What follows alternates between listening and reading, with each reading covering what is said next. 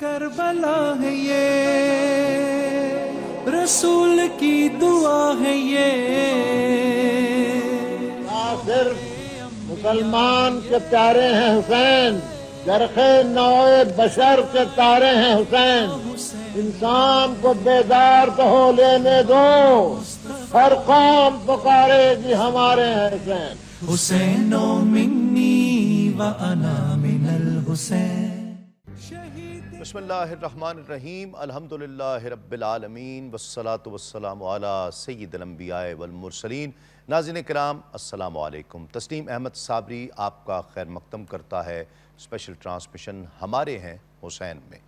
ناظرین کرام، ہم جانتے ہیں کہ جو محبوبان الہی ہوتے ہیں، جو اللہ رب العزت کی ولایت اور قرب کا درجہ پا جاتے ہیں، انہیں اس درجے پر پہنچنے کے لیے بہت سی مشکلات، مصائب، پریشانیوں کا سامنا کرنا پڑتا ہے، سونپنا پڑتا ہے اپنے آپ کو رب کی بارگاہ میں، پیکر تسلیم و رضا بننا پڑتا ہے، اللہ رب العزت کی رضا پر راضی ہونا پڑتا ہے، اور وہ لوگ ان منازل کو طے کرتے ہیں اور اپنے آپ کو، اپنی مرضی کو، اپنی خواہش کو رب کی خواہش اور رب کی رضا میں سونپ دیتے ہیں، جسے ٹوٹل سبمیشن کہا جاتا ہے۔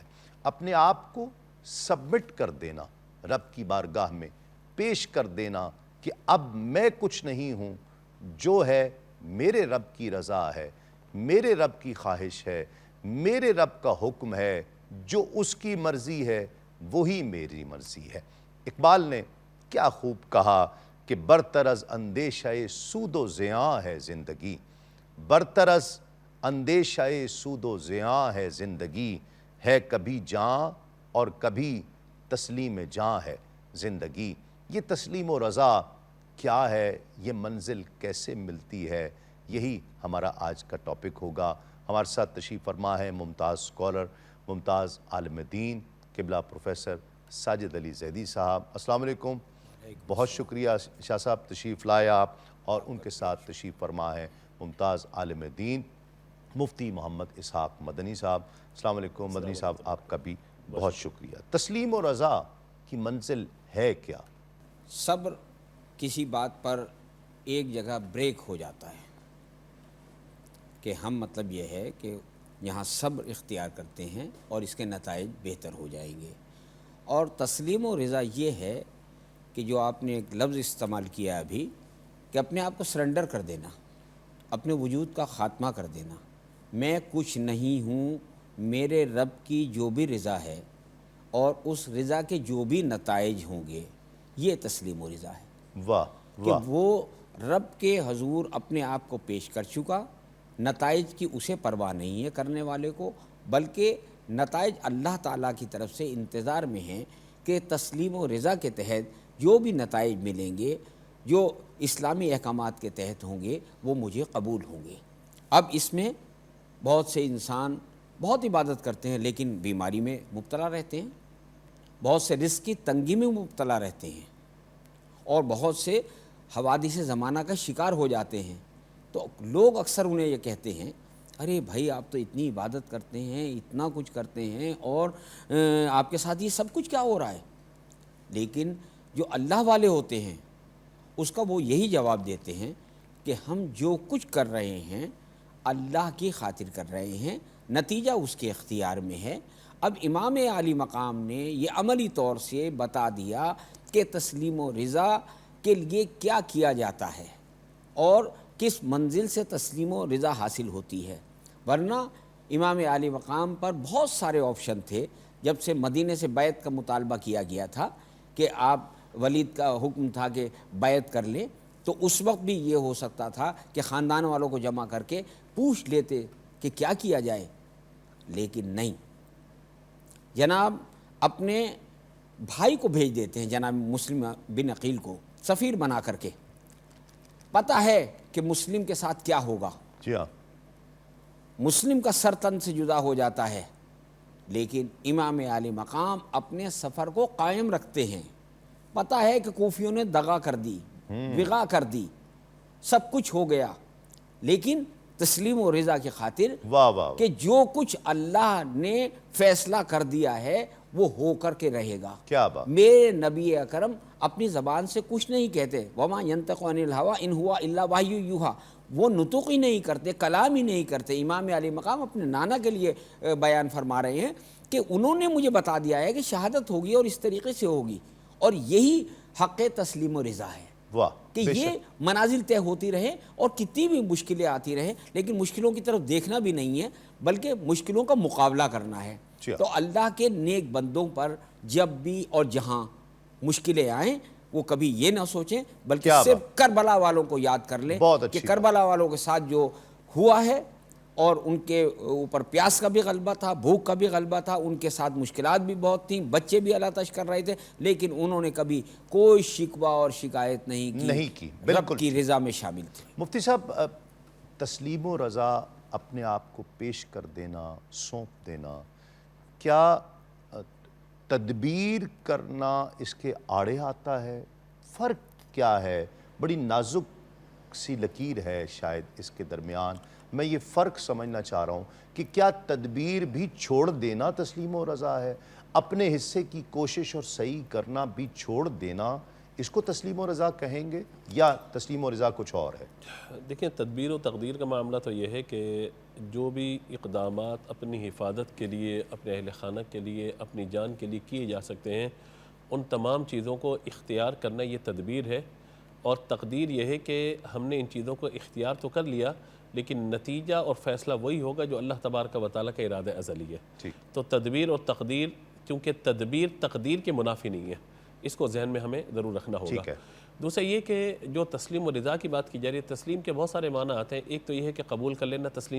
تسلیم کا ایک معنی ہوتا ہے اپنے آپ کو سپرد کر دینا کسی کے, جیسے ہم بائی کے اندر کہتے ہیں کہ بھئی یہ چیز جو ہے مقدور و تسلیم ہو گئی ہے, یعنی جب لین دین ہو گیا تو اب یہ چیز فلاں کے پاس جائے گی اور فلاں سے رقم میرے پاس آ جائے گی. تو چیز کا سپرد کر دینا کسی کو, یہ بھی تسلیم کے معنی میں آتا ہے. اس کی نظیر جو بھی آپ نے بات کی, اس کی ایک بڑی پیاری نظیر یہ ہے کہ حضرت ابراہیم علیہ السلام کو اللہ تبارک و تعالیٰ نے حضرت اسماعیل علیہ السلام کی پیدائش کے بعد یہ فرمایا کہ وادی غیر ذی زرع کے اندر اپنی زوجہ کو اور شیر خوار دودھ پیتے بچے کو چھوڑ آؤ, جبکہ وہاں پہ کوئی زندگی کے آثار موجود نہیں ہیں. آپ نے اپنی زوجہ کو لیا, حضرت حاجرہ رضی اللہ تعالیٰ عنہ کو, حضرت اسماعیل کو لیا علیہ السلام, وہاں پہ جب چھوڑا ہے, اب چھوڑنے کے بعد تدبیر کیا ہے؟ کچھ دن کے لیے کچھ پانی موجود ہے, کچھ غذا وغیرہ کے لیے اجناس وغیرہ, پھل وغیرہ موجود ہیں, اور اب واپس آپ پلٹ رہے ہیں تو آپ کی زوجہ نے سوال کیا, وہی سوال جو آپ کا, وہی کہ آپ ہمیں یہاں کیوں چھوڑ کے جا رہے ہیں؟ تو کہا اللہ کا حکم ہے. کہا کہ اپنی مرضی سے چھوڑ لیں یا اللہ کے حکم سے؟ کہا اللہ کے حکم سے چھوڑ لاؤں. کہا پھر آپ جائیے, ہمارا رب ہمیں ضائع نہیں فرمائے گا. واہ. تو یہ تسلیم و رضا کی منزل ہے, باوجود یہ کہ اطراف میں کوئی آبادی کے نام و نشان نہیں ہے. یہ وہ منزل ہے کہ جو اللہ تبارک و تعالیٰ نے حضرت ابراہیم خلیل اللہ کو عطا فرمائی, یعنی بیٹے کو جنگل میں چھوڑ آنا, پھر بیٹے کو ذبح کرنا, بڑھاپے کی حالت میں کعبے کی تعمیر کا معاملہ کرنا, یہ ساری چیزیں, یعنی جب جسم جس چیز کا تقاضا نہیں کر رہا اس کا تقاضا کیا جا رہا ہے, یہ سارے کام کرتے چلے گئے. اور صوفیہ کرام نے ایک بات لکھی ہے کہ جب اللہ کے حکم پہ لبیک لبیک لبیک کہتے چلے گئے, اللہ کا حکم مانتے چلے گئے, پھر ایک وہ منزل خلیل آ گئی, آپ جو عرض کرتے تھے اللہ تعالیٰ آپ کی دعا کو قبول فرماتا ہے. یہ وہ منزل ہے تسلیم و رضا کی کہ اللہ تبارک و تعالیٰ کے حکم کے آگے سب ختم, بے خطر کود پڑا. آتش نمرود میں عشق, عقل ہے محو تماشا لب بام ابھی. وجہ یہ ہے کہ یہ جو تسلیم و رضا کی منزل ہے نا, عقل تدبیر اور تقدیر کے چکر میں الجھی رہتی ہے کہ یہ تدبیر کروں, یہ تقدیر ہو جائے گی, اور عشق اس سے اگلی منزل ہے, اور وہی تسلیم و رضا کی منزل ہے. واہ واہ. ناظرین, ایک مختصر سا وقفہ, وقفے کے بعد لوٹتے ہیں اس یقین کے ساتھ آپ کہیں نہیں جائیں. شہید کربلا ہے یہ, رسول کی دعا ہے یہ, صرف مسلمان کے پیارے ہیں حسین, جرخ نوع بشر کے تارے ہیں حسین. انسان کو بیدار تو ہو لینے دو, ہر قوم پکارے گی ہمارے ہیں حسین. حسین منی و انا من الحسین.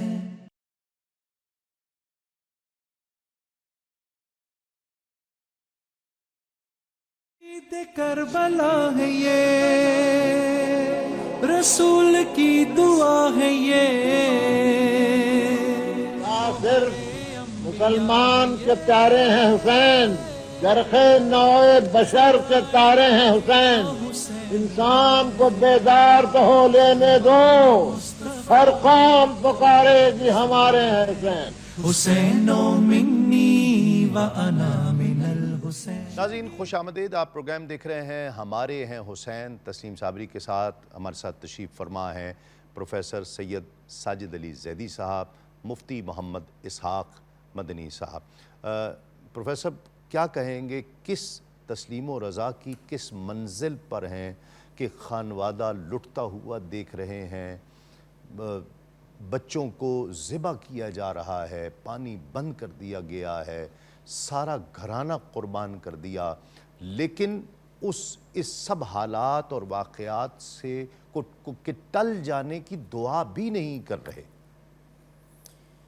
बस यही तो बेहतरीन करबला का मरकज़ी ख़याल है कि करबला जब हो चुकी या असबाब पैदा हो चुके थे, उस वक्त से लेकर के करबला के वारिद होने तक, वरना सुलह हो सकती थी, रास्ते में दूसरे काम हो सकते थे, किसी दूसरे रास्ते को इख्तियार किया जा सकता था, लेकिन ये तस्लीम और रज़ा के लिए सिर्फ़ कि अल्लाह की खुशनुदी क़यामत तक कायम रहे, अल्लाह का दीन क़यामत तक कायम रहे, परचम इस्लाम हमेशा के लिए बुलंद कर गए। मौला हुसैन इब्न अली जो परचम हुसैन अलैहिस्सलाम है या परचम इस्लाम है, तो वो जो क़ुरबानियाँ हो रही थीं, जनाब अली अकबर की क़ुरबानी है, जी हाँ, जनाब कासिम की क़ुरबानी है, जनाब अली असग़र की क़ुरबानी है, बच्चे सामने शहीद हो रहे हैं, अल्लाह अल्लाह उसे माएँ कैसे बर्दाश्त कर रही थीं। अल्लाह। यानी जब इमाम आली मकाम ने इस्तिग़ासा किया है, जब आपका कोई भी नहीं रहा, मर्दों में जो मैदान में आ सके, मक्तल में आ सके, तो आपने इस्तिग़ासा बुलंद किया था, हल मिन नासिरिन यंसुरुना हल मिन मुग़ीसिन युग़ीसुना, है कोई जो मुझ गरीब की मदद करे। तो जब आप इमाम आली मकाम आखिर रुख़सत के लिए खेमे की तरफ आए और खेमे में बीबियाँ जमा हुईं और बीबियों ने कहा ये बच्चा जो झूले में था इसने अपने आप को गिरा लिया है, तो इमाम आली मकाम जनाब असग़र के करीब आए, न जाने कान में क्या कहा, गोद में लिया। माँ ने शायद इस हवाले से कि जब बच्चा अगर डॉक्टर के भी जाता है तो माँ तैयार करके भेजती है, लेकिन माँ अली असग़र को अपनी गोद में लेकर के खेमे के अंदर गई। शायद ख़याल यही है कि माँ ने अली असग़र से यही कहा होगा, बेटा दूध भी खुश्क हो चुका है और पानी का एक कतरा भी नहीं है कि मैं तुम्हें दे सकूं या तुम्हारे होंठ पर गीली उंगली को भी लगा सकूं। और ये कह कर के माँ जो है सब्र की तलक़ीन करते हुए, सब्र तस्लीम और रज़ा का सर्टिफिकेट देती हुई और लेती हुई अल्लाह की तरफ से वापस आई और इमाम आली मकाम को हवाले वो बच्चा कर दिया। जी हाँ। और इमाम आली मकाम उस बच्चे को लेकर के आए हैं और करबला के मैदान में, मक्तल के मैदान में ला कर के बच्चे को एक बुलंद टीले पर लिटा दिया और उसके चेहरे से पर्दे को हटा दिया, कपड़े को हटा दिया और कहा, देखो अगर मुझे तुम कसूरवार समझते हो सकता है, लेकिन ये बच्चा तो कसूरवार नहीं जी है, हाँ। ये तो चल कर के भी नहीं आया, इसकी तरफ देखो, इसके होंठ नीले पड़ चुके हैं, इसके लिए पानी के चंद कतरे ही दे दो। लेकिन हुरमला काहिली को हुक्म मिला ये इक्ता कलामुल हुसैन, हुसैन के कलाम को क़ता कर दे। तो वो वक्त था कि जब हुसैन अलैहिस्सलाम अपने ग़ैज़ व ग़ज़ब में आ सकते थे, लेकिन तस्लीम और रज़ा की खातिर हुसैन अलैहिस्सलाम ने बच्चे को देखा, आसमान की तरफ रुख किया, फिर बच्चे को देखा, आसमान की तरफ रुख किया, मेरे अल्लाह तू राज़ी रहना, मेरे अल्लाह तू राज़ी रहना।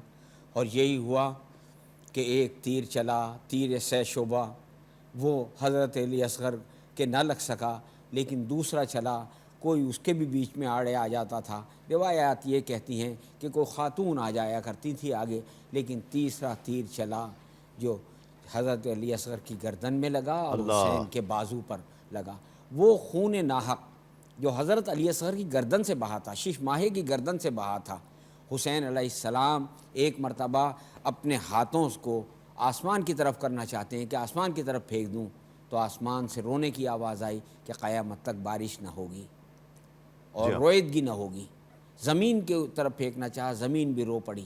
تو غرض یہ کہ امام نے اپنے چہرے پر اس خون کو مل لیا کہ اپنے نانا کی خدمت میں بروز محشر اسی طریقے سے حاضر ہوں گا کہ میرے ساتھ کیا حشر کیا گیا ہے، میری کیا خطا تھی، کیا میں نے نیا دین قائم کیا تھا، نئی شریعت قائم کی تھی، کیا وجہ تھی کہ یہ سب کچھ کر دیا گیا. لیکن اللہ کی خاطر، تسلیم و رضا کی خاطر وہ سب کچھ قبول کر لیا جو امتحان میں شامل تھا. صحیح. مفتی صاحب، صوفیہ کس طرح سے واقعہ کربلا کو، امام کی اس قربانی کو کس نظر سے دیکھتے ہیں اور کس طرح بیان کرتے ہیں؟ بسم اللہ الرحمن الرحیم. دیکھیں، صوفیہ کرام میں خاص طور پر اگر میں ذکر کروں تو حضرت سخی سلطان باہو رحمۃ اللہ تعالیٰ علیہ نے اپنے کلام باہو کے اندر بہت سارے اشعار لکھے ہیں، جن میں ایک مصرع پڑھ دیتا ہوں میں کہ جے کر دین علم وچ ہوندا تے خیمے تمبو کیوں سڑدے ہو. تو یہ اشارہ اس طرف ہے کہ بھائی کرامات، واقعات، معجزات یا خلاف عادت یا خرق عادات واقعات، یہ سب چیزیں ایک اپنی حیثیت رکھتی ہیں. لیکن اگر آپ دیکھنا چاہتے ہیں کہ اللہ کے دین کو کس طریقے سے بچانا ہے، کس طریقے سے اگلی نسلوں میں منتقل کرنا ہے، تو پھر آپ حضرت امام حسین رضی اللہ تعالیٰ عنہ کی ذات مبارکہ کو دیکھ لیجئے. یعنی جس معاملے میں صبر ہو سکتا ہے، جو صبر کے درجے قرآن نے بیان کیے، وَلَنَبْلُوَنَّكُم بِشَيْءٍ مِّنَ الْخَوْفِ وَالْجُوعِ وَنَقْصٍ مِّنَ الْأَمْوَالِ وَالْأَنفُسِ وَالثَّمَرَاتِ. یہ 5 درجے بیان کیے قرآن نے، اور یہ پانچوں کے پانچوں درجے ضروری نہیں کہ کسی پر یہ پانچوں کے پانچوں درجے وارد ہی ہو جائے.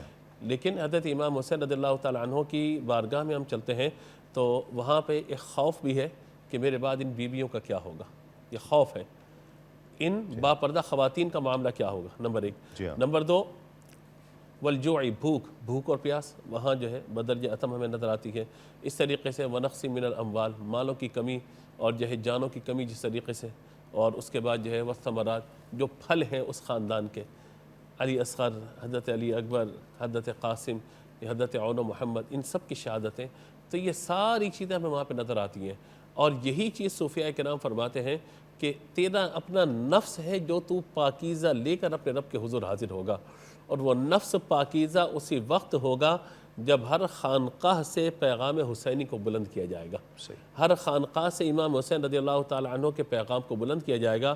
آج ہم اس بات کی کمی بھی دیکھتے ہیں معاشرے کے اندر کہ حضرت امام حسین رضی اللہ تعالیٰ عنہ کے یوم پر، ان کے دن پر ہم تقسیم ہوتے چلے جا رہے ہیں، حالانکہ یہ تقسیم کرنے کا نہیں، یہ تو جوڑنے کا وقت ہے. حضرت امام حسین کی شہادت لوگوں کو تقسیم کرنے کے نہیں، پوری امت کو جوڑنے کا سلسلہ ہو سکتا ہے اور ہونا چاہیے اس پر. کیونکہ جو انہوں نے صبر کی انتہا کی ہے، ایسا صبر ہمیں کہیں نظر ہی نہیں آتا. دیکھیے نا، یہ صرف ایک کسی مسلک کا پابند نہیں ہے، ایسے ہی کسی رحمہ کو دیکھیے، جی ہاں، انہوں نے تو فائنل کر دیا نا اس چیز کو جو آپ بیان کرنا چاہ رہے ہیں. حقا کے بنائے لا الہ شاہ است حسین بادشاہ دین است حسین دی پناہ است. مقصد یہ ہے کہ فائنل کر دیا انہوں نے. جو مفتی صاحب بیان کر رہے ہیں کہ نہیں یہ خانقاہوں سے ہونا چاہیے، تو انہوں نے ٹوٹل بتا دیا کہ اس طرف آ جائیے، یہ سب کچھ دین ہے اور دین کے سردار بھی یہی ہیں. مفتی صاحب بڑی آپ نے شاندار بات کی. صدائے لا الہ الا ہو، صدائے لا الہ الا ہو اگر وہ بلند ہوتی ہے تو زبان سے ہوتی ہے. ہم یہ کہتے ہیں وہ لہو سے بلند ہو، واہ واہ، خون کے ہر قطرے سے بلند ہو، آنکھ سے جو آنسو بہہ رہا ہے اس سے وہ بلند ہو. یعنی اٹھنا بیٹھنا چلنا پھرنا ہمارا ہر طرح کا حسینی ہونا چاہیے. صرف 10 محرم کو ہم امام حسین کے پیروکار نہ بنے، عمر بھر ان کے پیروکار بنیں گے تو کامیابی ہوگی. اور پھر یہ بھی ہے کہ ایک تو یہ ہے کہ آپ دیکھیے کہ یزید کا ظلم و ستم میں جملے میں ایک سمو دو اس پوری بات کو، کہ ہوتا یہ کہ تلواریں گلوں کو کاٹتی ہیں، تلواریں گلوں پر چلتی ہیں، لیکن امام حسین کا سوکھا گلا ان شریروں کی ایسی تلواروں پر چلا کہ قیامت تک ان کو بالکل نیست و نابود کر کے رکھ دیا ہے. اب حق کا استعارہ اگر کہیں نظر آتا ہے تو امام حسین ہے، اور شر کا استعارہ نظر آتا ہے تو یزید ہمیں نظر آتا ہے. بہت شکریہ پروفیسر صاحب، مفتی صاحب، آپ کا بہت شکریہ. ناظرین کرام، یہ حقیقت ہے کہ رہتی دنیا تک اور قیامت تک دونوں احباب نے بڑی شاندار گفتگو فرمائی، اور مفتی صاحب نے اپنی گفتگو میں جو اشارہ فرمایا ہے کہ یہ دن ہمیں اکٹھا کر سکتا ہے، یہ واقعہ ہمیں اکٹھا کر سکتا ہے، حسین کی ذات ہمیں اکٹھی کر سکتی ہے، اس لیے کہ یہ کسی کسی فرقے، کسی مذہب اور ملک و ملت سے ماورا ہے، اسے حسین کو تو جو مسلمان نہیں ہے وہ بھی کہتا ہے کہ ہمارے ہیں حسین. تو حسین کی محبت اللہ رب العزت نے تمام انسانیت میں ودیت کر دی ہے، جس کو رب نے چاہا ہے. تو یہ ہمیں اکٹھا کر سکتا ہے. یہ دن اتحاد کی علامت ہے کہ تمام حسین سے محبت کرنے والے ایک جگہ پر اکٹھے ہو جائیں. چرچا ہے جہاں میں تیری تسلیم و رضا کا، چرچا ہے جہاں میں تیری تسلیم و رضا کا، زیبا ہے لقب تجھ کو امام الشہداء کا، نذرانہ جاں پیش کیا دین کی خاطر، تو باب نیا کھول گیا صدق و صفا کا، حق گوئی و ثابت قدمی تیری مثالی، خون تیری رگوں میں تھا رواں شیر خدا کا. ناظرین کرام، جڑے رہیے اس خوبصورت پروگرام ہمارے ہیں حسین کے ساتھ. آپ سے انشاءاللہ ملاقات ہوتی ہے.